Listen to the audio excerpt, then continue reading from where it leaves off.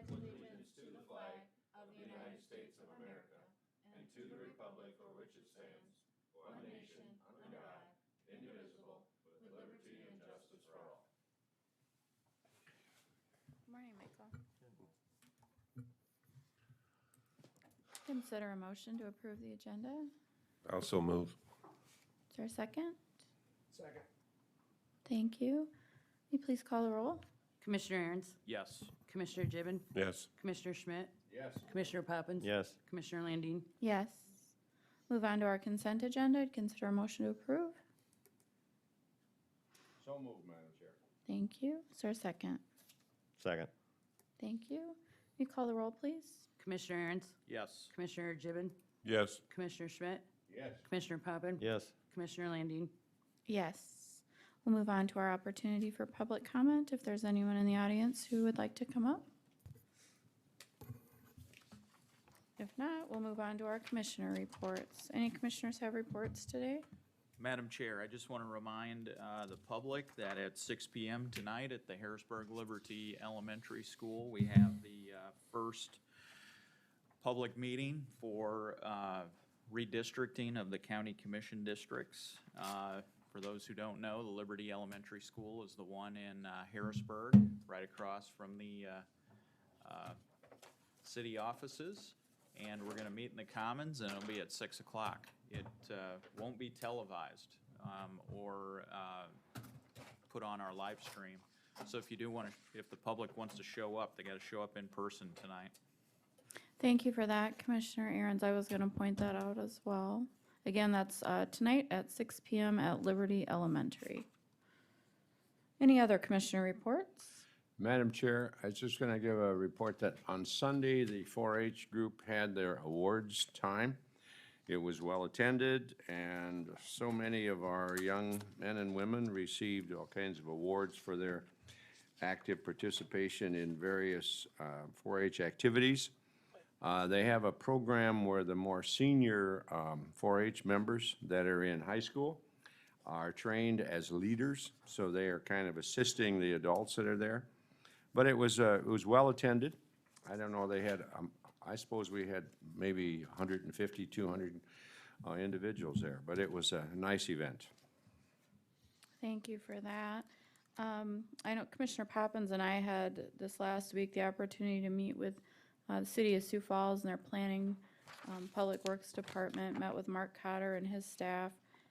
They're going to be coming down and speaking to us about some growth plans for the southern part of Sioux Falls into Lincoln County and the infrastructure there along 106 as far as drainage and lift station and some other things that they have planned for the future as part of their, I believe it was their 5 to 10 year plan, or at least 15-year plan. So they're going to come down one of these days on our regular agenda and talk to us about that. Any other commissioner reports? If not, we're going to move on to our regular business. It's my understanding we do need an executive session, so I would ask for a motion to go into executive session. So move. Second? Thank you. Will you call the roll, please? Commissioner Aaron's, Yes. Commissioner Gibbon, Yes. Commissioner Schmidt, Yes. Commissioner Poppins, Yes. Commissioner Landine. Yes.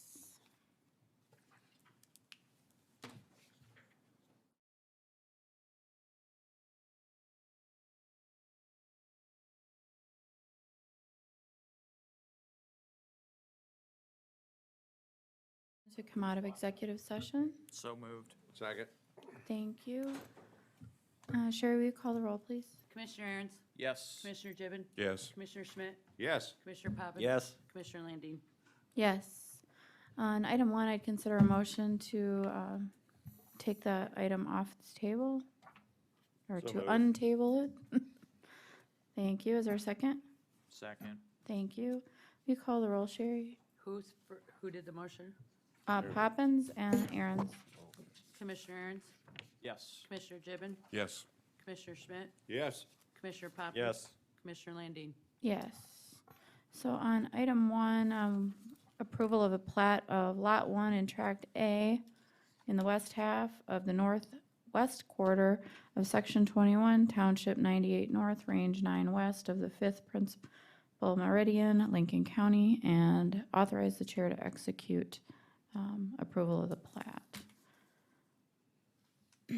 Toby, do you have anything extra on this? No, I assume you're gonna sign a building eligibility to that parcel. The item that we have on our agenda today is approval of the plat, so I'd consider a motion to approve the plat. So moved, Madam Chair. Thank you. Is there a second? I'll second it. Thank you. Just for clarification to your question, Toby, we will be looking at subdividing that parcel and assigning eligibilities to them afterwards. Okay. And then marketing them. So, thank you. So that plat files with the city of Canton, so I don't have jurisdiction over it, so just clarification of that. Very good. Do we need to put subdivision on our agenda? Or is that an administrative action taken by our planning and zoning staff? Because they make the application to the city.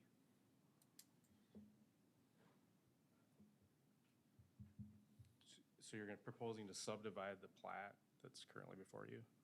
Then I would table this and ask the IMAG to redraft the plat. Very good. Was that what we want to do?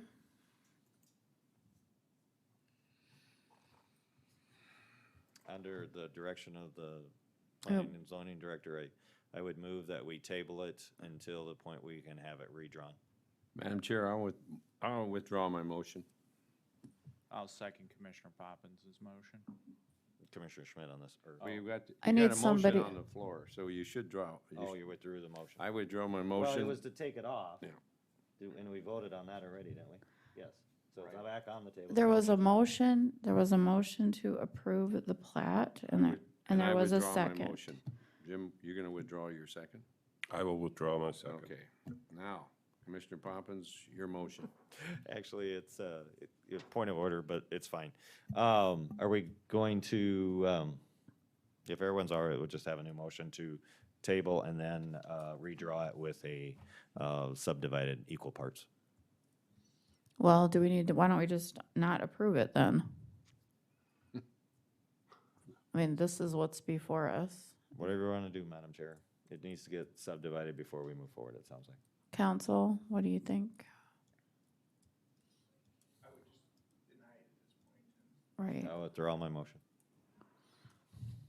So I would like an affirmative motion to I'll approve move and to then. approve. Thank you. Do I have a second? What? You make an affirmative motion, Commissioner Smith, and then you vote no if you don't want to approve it. So we just need a second to move forward. Same motion you already made.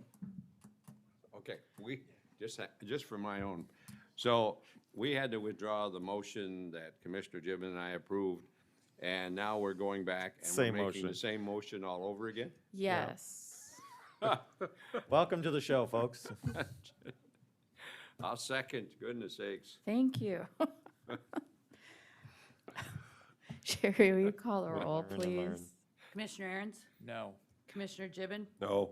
Commissioner Schmidt, No, Commissioner Poppins. No. Commissioner Landine. No. All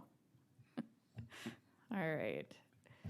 So I think, Toby, you know where we're going with that we'd like to see it subdivided out in a plat.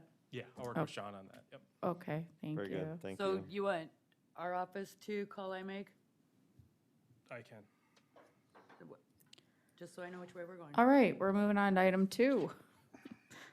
To approve and authorize the chair to sign a subrecipient agreement between Lincoln County and Southeastern Council of Governments for the 2022 year, their Unified Planning Work Program Agreement. Toby?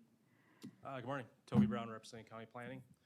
So before you is the annual sub-agreement between Lincoln County and the Southeastern Council of Governments. This is for the administration of federal highway funds.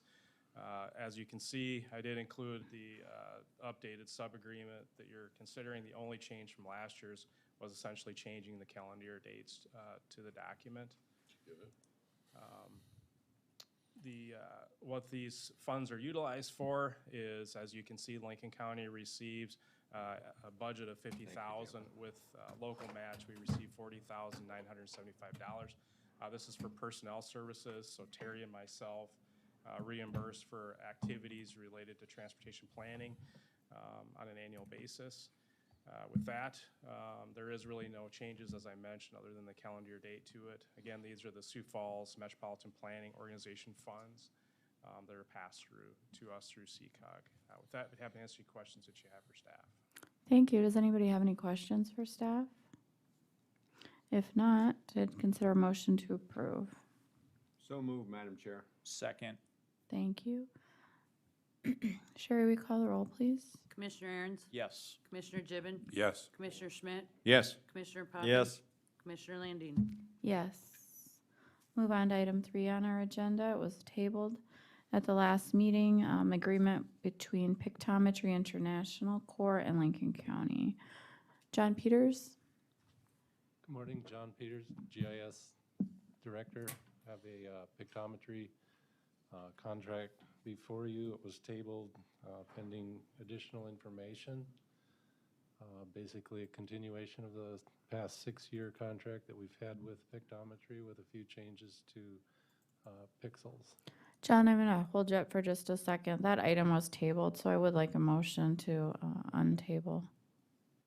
So moved, Madam Chair. Thank you. Is there a second? I'll second it. Thank you. Sherry, will you call the roll? Commissioner Aaron's, Yes. Commissioner Gibbon, Yes. Commissioner Schmidt, Yes. Commissioner Poppins. Yes. Commissioner Landine. Yes. Sorry about that, John. Go ahead. No problem.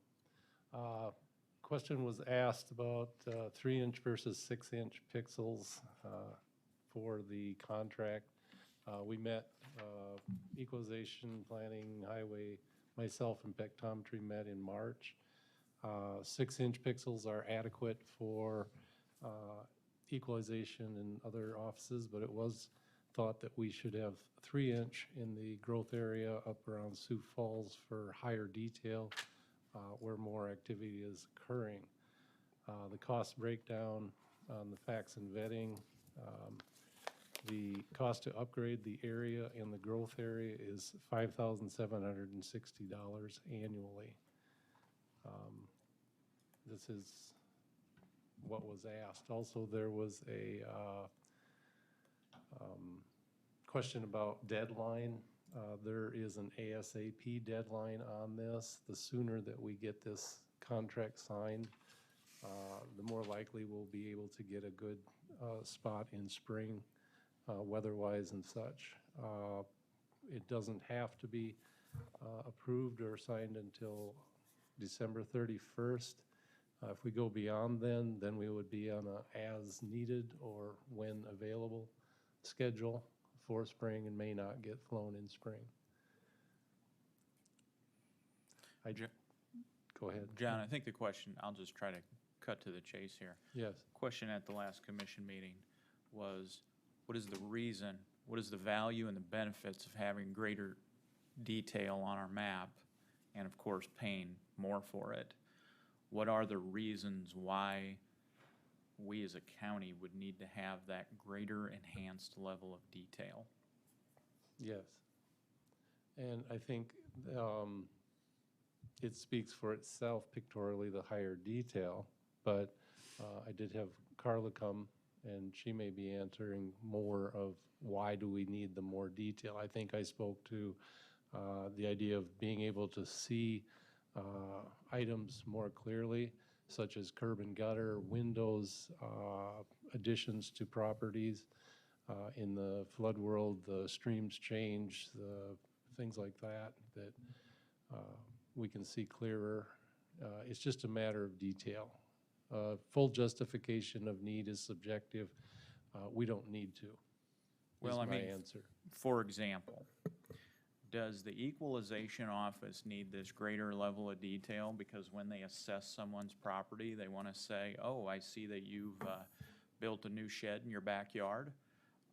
Or do they say something like, oh, I see you've installed, new windows in your house and thus you have a higher property value? I don't know. Those were the thoughts that were coming into my mind after last week's meeting.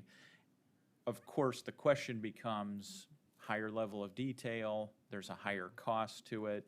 Yes, the equalization office may get some value or benefit, but is it a value or benefit we actually need to pay for, given the fact that, I mean, I think our equalization office has a lot of manpower that goes out there and does this stuff anyway, right? And I don't know, maybe Carla can speak to those issues. Thank you for clarifying that. Good morning, Thank you. Good Carla. morning. So yes, the Equalization Office does utilize pictometry to its fullest degree. Some of the reasons why we find a better benefit 3-inch versus 6-inch is because many times when we're on site and we're doing inspections, the gates are locked. So without getting in the back of the property to look at the decks or the patios or the swimming pool areas, we use pictometry to help as a tool to do some of our measuring for us, since we're not able to get into the back of the home because the gates are locked. This year, we use pictometry a lot in our reappraisal areas because we had property owners that refused any type of inspection. So what we did is we went to pictometry. It was the 2020 flyover. We were able to measure the exterior of the residence that way, which we are able to do, but the better resolution, the better we're able to determine, is it a deck or is it a patio? You know, we want to make sure we're assessing the right type of property. It's been a unique year in our reappraisal area. We had semi trucks blocking the roads to enter onto the property. So we weren't able even to get to the home to get a picture or anything because they parked the semi trucks out on their property, so we couldn't even drive up to leave a door hanger or anything. So the 3-inch versus 6-inch, we're able to do what we're able to do with the 6-inch. But the 3-inch is a much clearer resolution.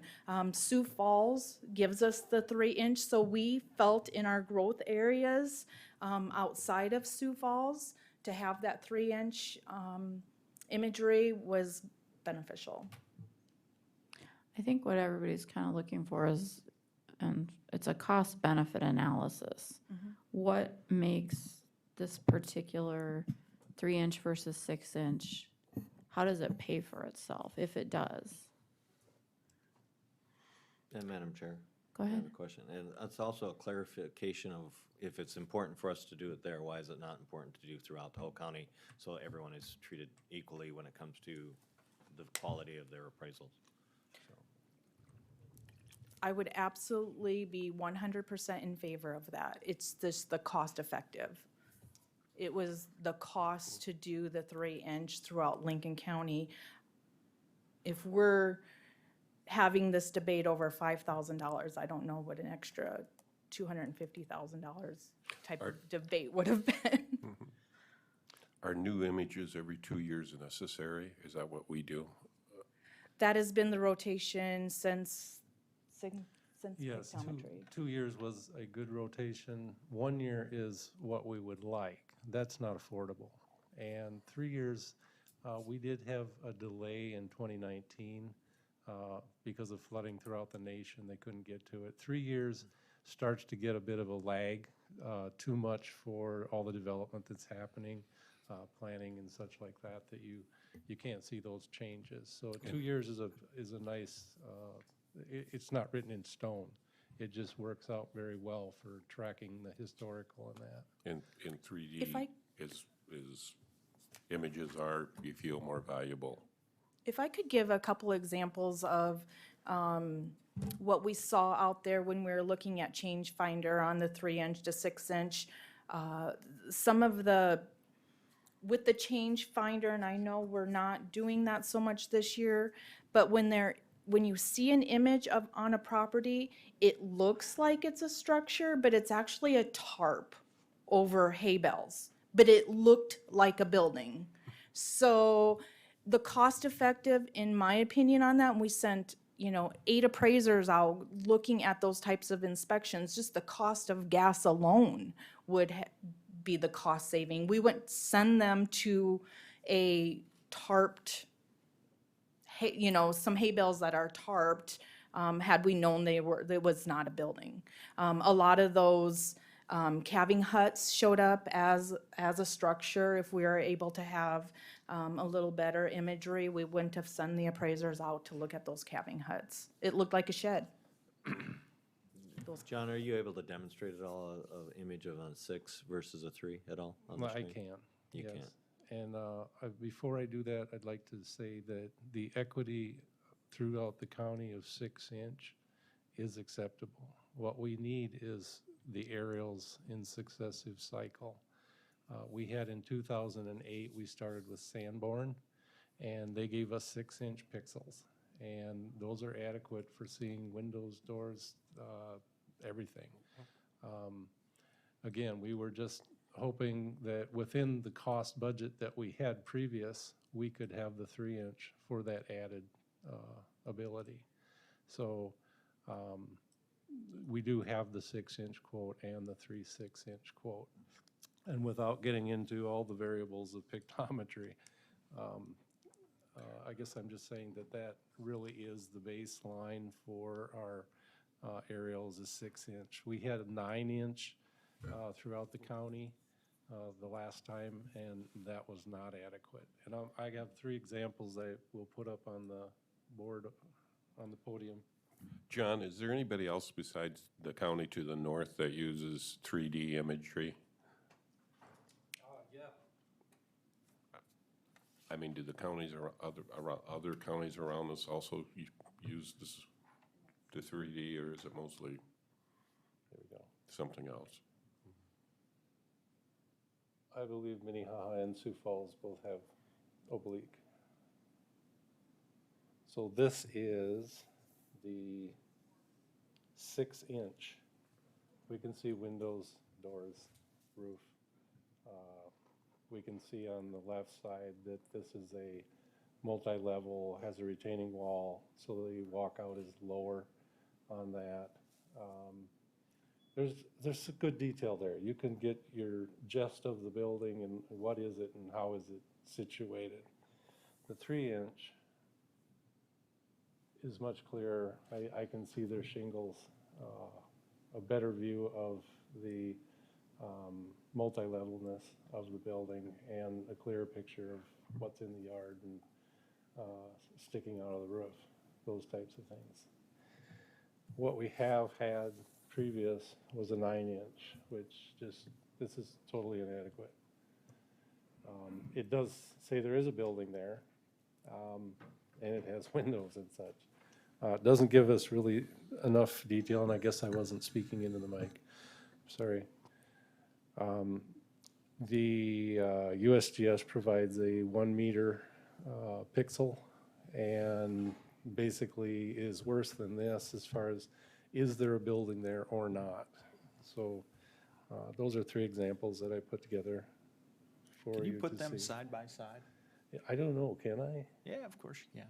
There you go. That's 9 and 6, right, John? 3, 3 and 9. 6, and 9. Yeah, what I mean, the one That's I'm the looking 6 at, right there, the one correct? I'm looking at is 9-inch on the right side, 9, 6, 6, yep. and then 3. Can I we? can't see 3 on there, Yeah, that's not, we're gonna get out there. okay. There we go.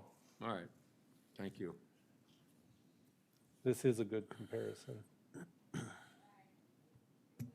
So I don't see a lot of difference between 3 and 6 until you zoom in closer than this. Then you can pick up that detail much better. Carla, if you want to come up. So with the 6 versus the 3, how specifically does that help you in doing your job? With this, even just Right, right. using this particular, Carla, before you, And before you answer that, just so I understand, the 3-inch is only for the metropolitan area, of correct? Sioux Falls, correct? In Sioux Falls? OT. Harrisburg. OT and Harrisburg. T. Harrisburg and Sioux Falls, okay. And the cost of that is $5,760 Correct, per year, correct? per year? correct. Yeah, okay. So you're paying $5,000 for that growth area of T. Harrisburg and Sioux Well, Falls, where all that. I'm just, Well, I'm assuming you place a more accurate property value on the property, and for $5,000 a year, it probably more than pays for itself, but Right. I don't want to take your. No, that's I don't okay, wanna that's steal okay. your It needs to thunder be here. explained. I mean, we ahead. can't be the only office using this. But, you know, a home is a great example. Some of the, where greater detail comes into play are some of your personal storage sheds where the height does matter. And when you zoom in, it's hard to get the point for the height measurement. So like John said, you know, you can't really tell that much of a difference right here, but as you zoom in, it becomes, you know, less clear. I don't think there's se. any debate that how useful this tool is. It's a question of the cost, and then the question that I still have yet to feel satisfied on is the targeting of areas that have the growth, not equitably with the other parts of the county. That is my biggest question. I think it should be for all or for none. Yep. What is the Understand. cost if you would do the whole county, do you know? We have that.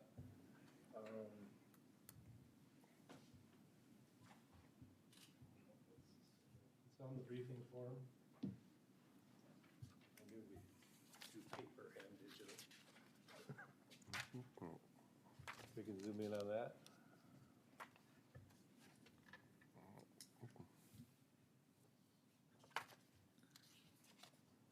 So I did speak with Ryan after our questions at the last meeting, and it's no problem to switch that to the 6-inch. They already quoted it.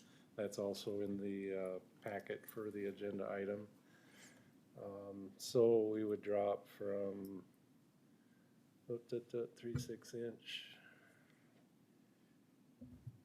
from 44,000 rounded to 38,000. And that would give us the 6-inch countywide, and that really is adequate for most of our purposes. I was asking about the The three. 3-inch countywide, Oh, 3-inch countywide, no, that was off the chart. cost-wise. Yeah, that was, no way we couldn't bring that forward to you. the areas that you have talked about, Commissioner Poppins, I understand what you're saying, but however, with you look at the growth between Harrisburg and T and Sioux Falls, they're converging. I can certainly see that you need as much definitive information as you can have.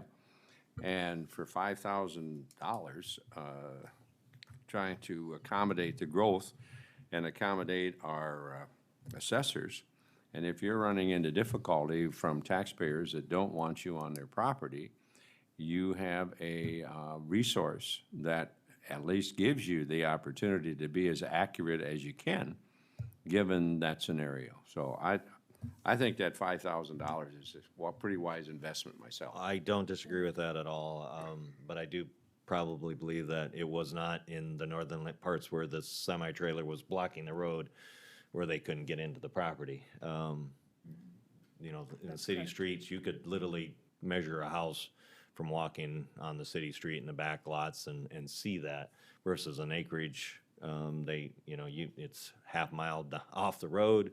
If you can't get access to it, that's where the definition would be. I do think it's an extreme cost, which we don't even know, John, and unfortunately, we don't have that number, but I still believe it's an equity scenario, just like equalization of the taxes. I think it's the services in which we collect that information should be treated fairly amongst all resident or taxpayers. Did you mention the cost between the 3-inch and the 6-inch is $160 versus $400 per pixel sector area? $400. Right, that's also in the budget papers that are attached, if you'd like to see that. Yeah, I know it's gonna be cost prohibitive. I struggle with treating areas, especially when it comes to a very sensitive issue with property valuations and taxes, certain areas differently than others, so. Yes, and I know that in GIS or highway, the higher pixel also allows us to find culverts in the highway system that we wouldn't otherwise. But again, that's something that we can see on site, having to do with projects as well. And we just got a bunch of money from the state of South Dakota to go out and identify all these structures anyway, right? That's right, yes, we So did. Yes, you'd actually be duplicating services then, because sure. theoretically, well, pragmatically speaking, we should have already identified everything, right? We did a Yeah. lot of them on the county system, so, yeah, yeah. I think some of the things that Commissioner Schmidt identified with the northern part of the county, I'm sure that probably changes practically weekly, doesn't it? Some of the growth and Yes. monthly, much more so than probably some areas in my district that doesn't have the intensity of the growth like he maybe experiences in his district. I try to take a different route when I go to Sioux Falls, visiting up there, and yeah, the growth is exponential. And it's surprising what actually is changing, the dirt, the buildings, the storage of things everywhere. It's exponential. You know, I think if I was a taxpayer and I had concerns about how my property was valued,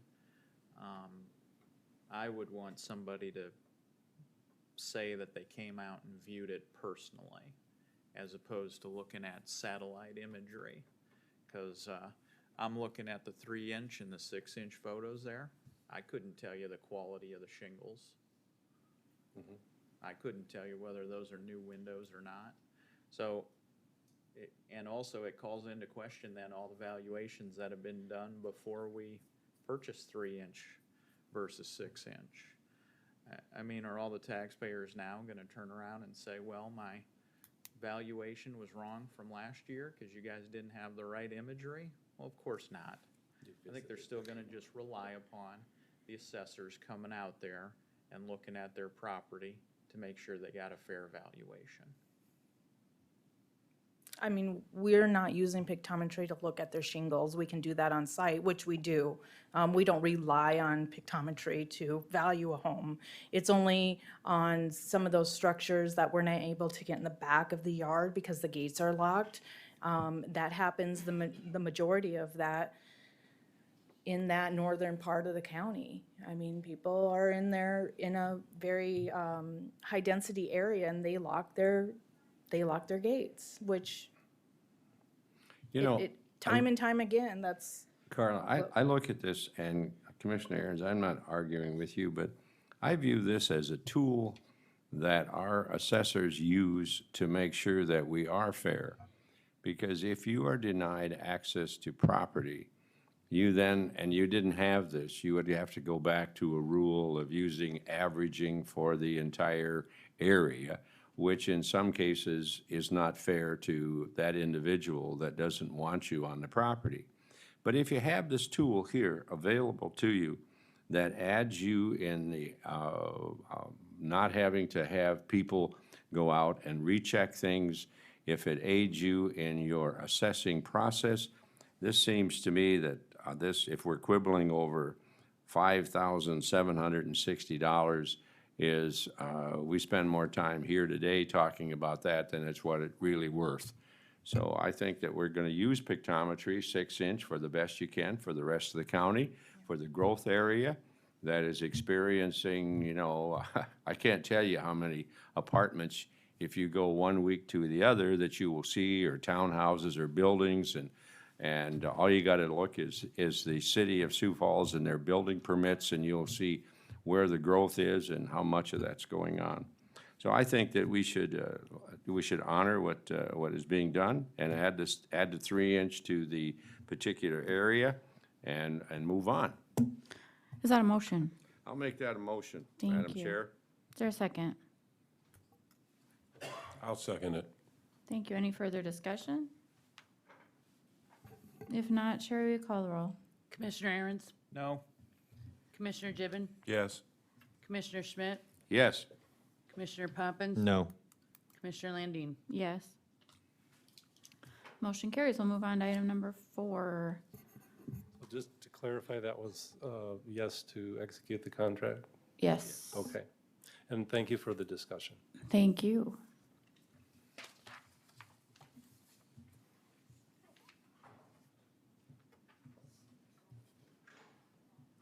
I spoke with Julia. I kind of wanted to look at the survey that was done on the wellness that we did before we chose the insurance package that we chose for the employees.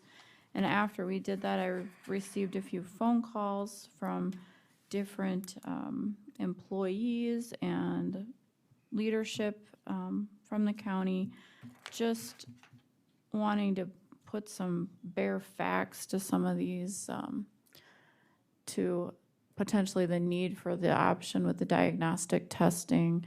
And I just wanted to bring that to the board's attention, that employees above, on top of spending $10,000 to $12,000 a year for their family premiums, there are employees that have spent $8,000 to $14,000 and perhaps above that, over and above the cost of their insurance for that diagnostic testing. So I just wanted to put that in perspective. I think the folks that wanted the increase, they're already getting a 6% increase no matter what, but the folks that wanted the 8% increase, I think they wanted that because they need it and want their insurance to do more than what it's doing for them. I think the folks that did not want it simply are healthy and don't need to go to the doctor. I didn't know if there was any thought in wanting to revisit that issue because of the phone calls that I received. If not, we can move on from there, but I just wanted to know what the thoughts of the board were. And Julie, if you have any input into that, I'd appreciate it. Yeah, I mean, it's fair to say that there is some strong feelings that they would like the additional coverage for the diagnostic testing. I don't have anything else to add to that. I mean, yes, I hear the same conversations that you're hearing. People are upset with the decision. There it is. Madam Chair, if I may. Oh, Yes. I'm sorry. No, you're We fine. have already started open enrollment, which started on Monday. I don't know if that makes a difference in this conversation. However, that information has been sent out to staff. So if you'd like some changes, by all means, but we'd probably have to do that relatively quickly. Sure. My only question is, as I referenced when I voted last time, there was a 50-50 split, so just as many did as just as many didn't. Has there been any correspondence to change that split between the two groups? No, the survey results are what they are. But to Commissioner Landin's point, yes, there's people paying a significant out-of-pocket expense due to the change in the plan design. And so by changing the plan design and having that 8.7% increase, that would alleviate some of that, the additional expenses. Well, it's really just a 2.7 because they're already going to be paying the 6% if they take the Oh, coverage. you're exactly right. You're exactly right. Madam Chair, I too have received many, many phone calls from staff members that are not pleased with this particular package because of the diagnostic thing. So I went, and I neglected to bring that with me, but I checked on the diagnostic tests that can be done. And the cost of that, not having them to be covered and have to pay that out of pocket, pales to me why we have health insurance, because it seems like the most important people we have, or most important things we have in the county are our personnel, because they do the job. And not to give them that protection, to me, as I said last week, I just can't believe that that is something we're short-sighted in, very short-sighted, because I think that's an added feature that you have here. And, that's why some people take other insurances. They go with their spouse or something, or they seek other situations. And I don't know. I looked at we won't bring that up, but I looked at another insurance source that I think we should explore at some point in time, which has a lot better coverage. What was the price of adding the diagnostic? Do you have that, Julia? It was about so $79 and some change, I think, for a family plan. I can quick run and get it. I'm sorry. I didn't realize we're going to be talking about this. Each month, what is the additional cost? Or year, whatever, some idea on what the actual cost would be. I'm sorry, I have to go grab it. I don't want to, Okay. I don't want to give you bad information. Okay. If we were to change, I would like that the county pick up the complete difference because there's half that don't want to do it and half that do want to do it. So it's, I believe, not equitable to those that didn't want to do it to have their insurance costs go up too, so. Are we going to be able to do anything on this agenda since we don't? No, have that's, I anything? just wanted to have the discussion since we're talking about the wellness program as well. On whether there was any thought on addressing that as a board. Another idea, just to put something else on the table, because we've already started open enrollment, maybe one other option would be that the county, if you want to do something to maybe rectify the situation, is pick up a greater split of the premiums on what the employees are picking up versus what the county's picking up. Right now, it's a 72-28 split. Perhaps you look at a greater split Well, and I, to offset that. what Just an idea. what happens if the people that don't want the diagnostic testing pay for the insurance without the diagnostic testing, and the ones that want it pay for it with? Is that even an option? No. Because people are going to, how do I explain this? People are going to go to the different plan design that are healthier, and so the cost is actually gonna skyrocket the premiums that, Sure. does that make sense? I'm not explaining this well. You water down your risk pool. Yeah. Thank you. Well, anyway, I just wanted to see if there was any taste for putting that back on the agenda to address, but maybe we're blocked because of time. I don't know. would caution that those are healthy and feel they don't need a diagnostic. There's no guarantees, and we never know.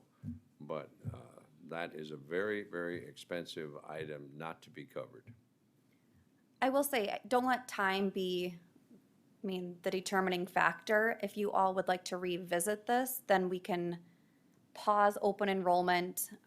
We'll just put a halt on it, and we can revisit it in next week or 2 weeks from now, whatever the next meeting's going to be. So I don't want that to be Yeah, the I just deciding want to factor. see what the, Before, this was just for the wellness program, so you want it set for the next meeting? yeah, I'm not asking for anybody to vote on anything on this. I'm just trying to get a feel for if there is a desire to put this back on the agenda for further discussion because of the phone calls that I had received. If there's not, then we'll just move on. I may be in the minority, but I would like to see it revisited. All right. Well, I think let's just do that because I want the people that really needed this, I want their concerns to be addressed, so. How would you like me to handle open enrollment? Do you want me to stop it? I'm not, I don't know that we can stop it. Not noticed, we're not making. I'm Yeah. sorry. Okay, We'll just go back to Yeah. the topic we were on. okay. We're- Okay, we're moving right moving along. on. To Sorry your about that. Okay. Clarification of the wellness bonus. Okay, so during last meeting, the commission decided to give a wellness bonus. I think the resolution said for all employees. I'm just looking for a little clarification on all employees, what that means. Does that mean part-time and full-time, or does that just mean benefits eligible individuals?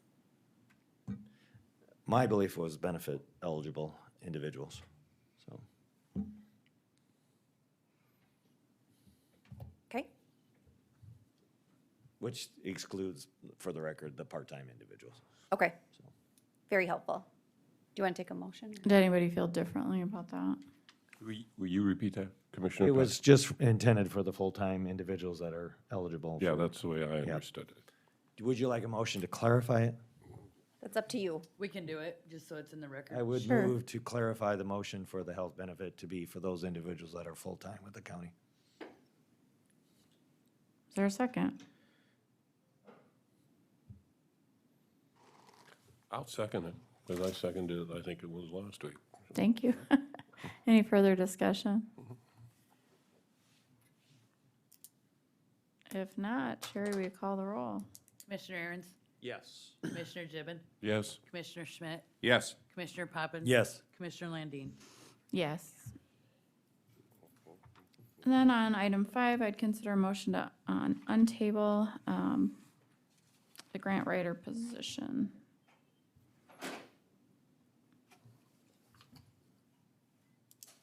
All right, hearing none, that item will remain tabled. We'll move on to item 6, Thompson Reuters Agreement. Mr. Golden? We were contacted by Thompson Reuters. They handle Westlaw for us. That is our legal research. Instead of having a extensive law library, we're able to do everything electronically, and so we go through them in order to do that. Since we added, over the past couple of years, 2 attorneys, the way they do the billing is they go through and they count the attorneys on the letterhead, and that's how they bill us for our research. We discussed whether or not we could just keep the same number of license that we had. They said that was not an option, that they, like I said, they only go by how many attorneys you have in the office. So this would be an increase of $677 a year for legal research.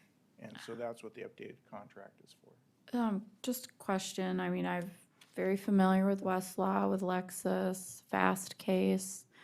Does Westlaw provide a benefit? I mean, are there cost differences, or does that provide a benefit that may be a less expensive option? We could go out and check. This is just who we've been contracting and Sure. working with. And when they noticed that we'd added attorneys, they went ahead and notified us that they would increase the cost. Sure, and I think, I'm gonna ask for a motion to approve this, but I think we probably do need to look into the cost. With my bar membership, I have Fast Case, and I'm not sure of going out how, what your needs are compared to my own needs as far as legal research, but I'd be interested in seeing if there's some cost savings that we can find. I could go ahead and get comparisons to the different ones and bring it back to you. Thank you. I'd go ahead and ask for a motion to approve the Thompson Reuters Agreement. Madam Chair, I'll make a motion, and then I'll also, as part of my motion, request the state's attorney's office bring those proposals back for more information. And I too am very familiar with Westlaw. That is a monthly bill that I pay that bill every month as well. And I know there's some benefit for public service agencies that they get some reduced pricing and what have you, but that might be the case across the board. So anyway, just think we should I'll look at that. second Commissioner Aaron's motion. Thank you. Any further discussion? Hey, Bill, what's the length of this agreement? Is it a 1 year, 2 year? I think it's a 1-year contract. Okay. And I think this is an addendum. I think it's 1 year and it's an addendum to what we currently have. Oh, gotcha. All right. Any further discussion? If not, Sherry, will you call the roll? Madam Chair, can I have a clarification Yeah, on the go motion, ahead. please? We're going to accept the contract with Thomas Reuters All right, thank you. for the $677.27 a month. Yes, with the requirement that the state's trying to bring back other proposals and evaluations. Thank you. Does that answer your question, Commissioner? Yes, thank you. Thank you. Sherry, will you call the roll? Commissioner Aaron's, Yes. Commissioner Gibbon, Yes. Commissioner Schmidt, Yes. Commissioner Poppins. Yes. Commissioner Landine. Yes.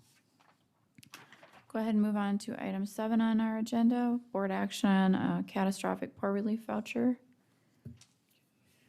Lincoln County, as every county, has an obligation with county poor relief to go ahead and pay for indigent individuals' hospitalizations.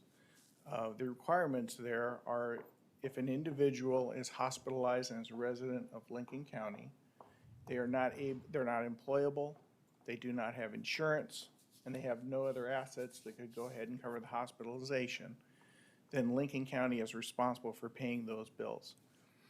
We contract with a Minnehaha County social worker to go ahead and evaluate those claims, and then the state's attorney's office litigates them if there's an issue.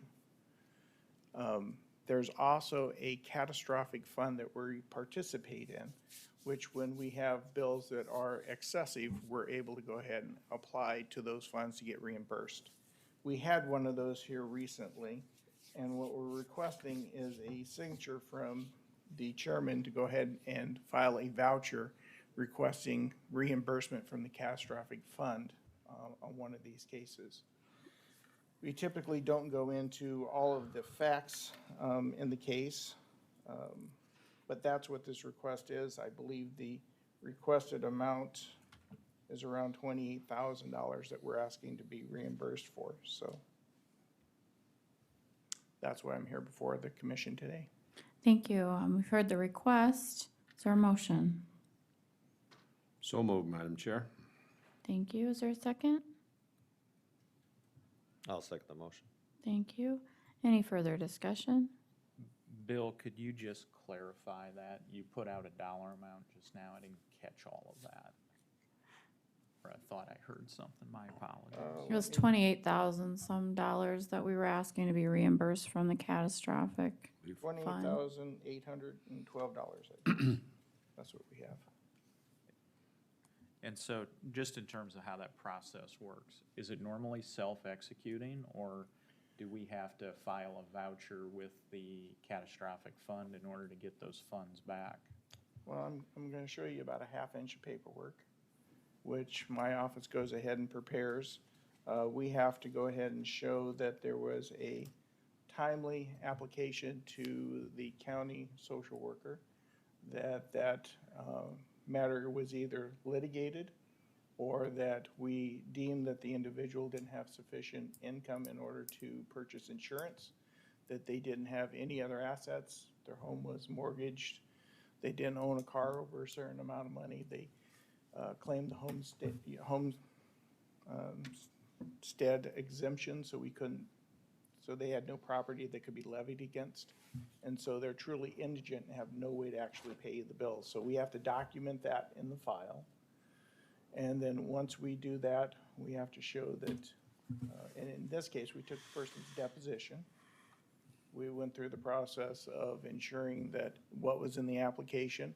We asked for tax returns. We went ahead and looked for any other sources. Could they have been on Medicaid, Medicare?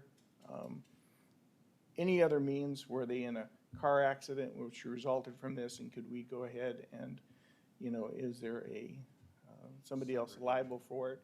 So we go ahead and explore all those other options, and when we run out where there is no funds, I think in this case, the individual was making $5,000 a year due to their health problems, and that their house is basically mortgaged. And so there was no assets whatsoever, so we've documented all of that, and then we supply that to the fund, and then they will review the documentation, and if we're in compliance, we'll get reimbursed. And there's no equity in the house? No. Okay. Bill, just as a matter of course, I mean, deposition is the normal way that these are handled, correct? Where the provider schedules the deposition and then state's attorney's office attends and Yes. and asks whatever questions need to be asked as far as the assets and debts are concerned. Yes, and as part of the notice, there's a subpoenas dues tecum, which requires them to bring their tax returns, to bring in bank records. And so they have to establish that they don't have any assets, and they haven't been able to. And of course, if we can show through the deposition or documents that they were intentionally avoiding work or getting insurance so that they can have the county be responsible for it, we look for those things. But typically the situation is somebody has a catastrophic event, and from that catastrophic health event, they lose their employment, they lose their insurance, and then we start, the county is then the one on the hook for the payments, and we pay at the Medicaid rate. So a lot of times we may get a bill that's $150,000 to the individual, but when we look at what the DRG rate, the Medicare rate is, a lot of times that's $10,000, $20,000, $30,000 versus the $150,000 the individual is facing. But when we litigate it, we have to look at the $150,000 amount that they're looking at, whether or not they have the ability to pay that back or the assets. We do not get to look at the Medicare rate, which sometimes is, like I said, 10, 15,000 versus the six figures. Was this claim also compromised or settled with the healthcare provider?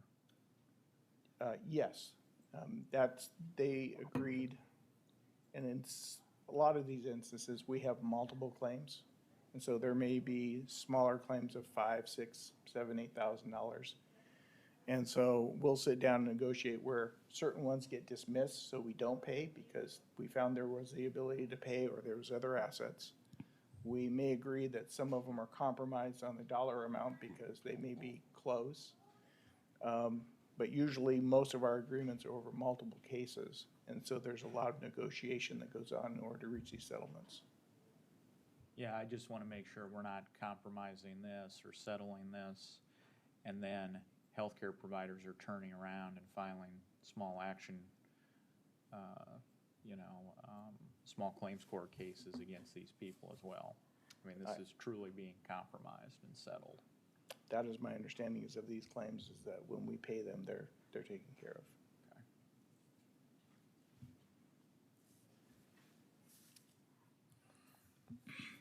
of. Sherry, will you call the roll? Commissioner Aaron's, Yes. Commissioner Gibbon, Yes. Commissioner Schmidt, Yes. Commissioner Poppins. Yes. Commissioner Landine. Yes. Item 8 on our agenda is to authorize the chair to sign a bid letting authorization for the South Dakota Department of Transportation. Terry is out, but if you needed any clarification on it, this is just authorizing the bid letting for the agreement that's been executed in January of 2021. Thank you. You've heard the request. Is there a motion? So moved, Madam Chair. Thank you. Is there a second? I'll second it. Thank you. Sherry, will you call the roll? Commissioner Aaron's, Yes. Commissioner Gibbon, Yes. Commissioner Schmidt, Yes. Commissioner Poppins. Yes. Commissioner Landine. Yes. Excuse me. Next item is to approve and authorize the chair to execute a quitclaim deed for Jerry Flanagan.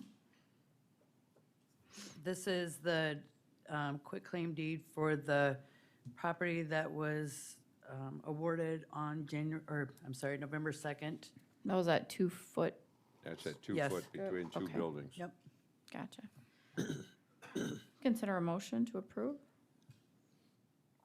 Move So for- move. Second. I will take Poppins' motion and Commissioner Schmidt's second. Commissioner Aaron's, Yes. Commissioner Gibbon, Yes. Commissioner Schmidt, Yes. Commissioner Poppins. Yes. Commissioner Landine. Yes. Same thing, this one was the property in Beersford that was awarded on November 2nd. Thank you. For the request, is there a motion to approve? So moved. I'll second. Thank you. Any further discussion? If not, Sherry, you call the roll? Commissioner Aaron's, Yes. Commissioner Gibbon, Yes. Commissioner Schmidt, Yes. Commissioner Poppins. Yes. Commissioner Landine. Yes. Motion carries. Move on to item 11, annual alcoholic beverage license renewals. I have been in contact with the sheriff's office, and he says that there are no complaints against any of the establishments that are up for renewal.